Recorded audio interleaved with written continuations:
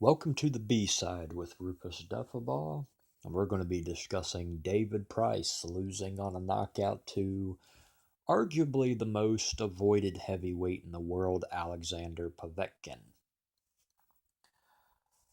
Though it is of no real surprise, considering Price was a 9-1 underdog, and there were bets going at 20-1 odds that the fight wouldn't even go 60 seconds on some betting sites throughout the world.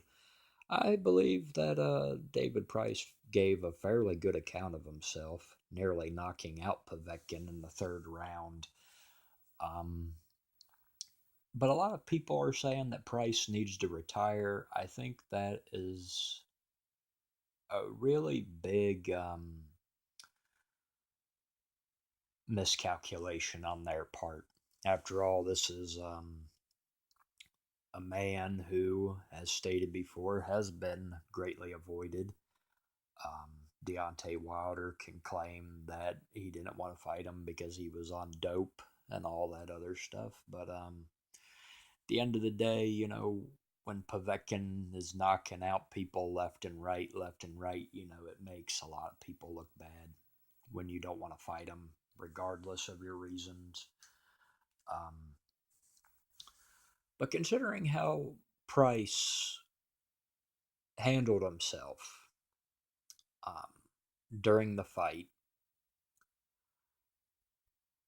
you got to realize that this is a man who, for all intents and purposes, was a British and Commonwealth level fighter that was pushed way too soon, fighting a three-time heavyweight title challenger in Tony Thompson. So there was a great universal disparity between the two men in terms of experience and overall skill set. Um, because, quite honestly, the last fight that Price had before facing Tony Thompson was a man in his 40s by the name of Matt Skelton. Not taking anything away from Skelton, but it kind of makes you see, that he was rushed too soon. And of course, the rematch was no better really than the first fight. And he fought a couple of guys that were essentially European level, nothing big. But then he fights Tepper. Tepper knocks him out. And Tepper was considered for quite a while to be one of the top European fighters out there. But of course, Tepper had his own um, steroid performance enhancing drug doping history. So one might forgive Price for that loss. And then of course, he fought Christian Hammer, who is a tough man to knock out, and Price, of course, lost.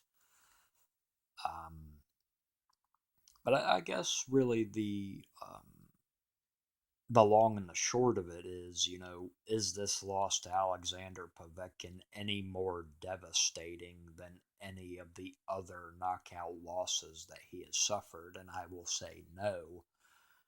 Um, Considering he nearly had Povetkin,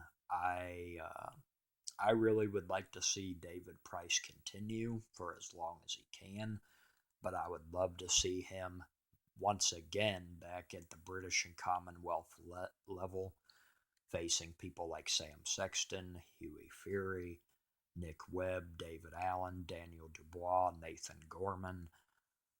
I would like to see him get in the mix with those guys, because I believe that is his level. Um, Anyways, you give us your thoughts and feelings on the whole situation, but quite honestly, I think he gave a very valiant and brave and courageous account of himself. He did far better than a lot of people were expecting, and shit happens. This is the heavyweights. Most likely, you're going to get knocked out.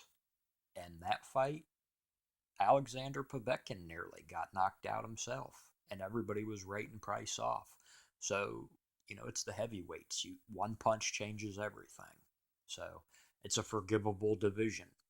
Anyways, ladies and gentlemen, I'll talk to you all later, and Jesus bless every single one of you.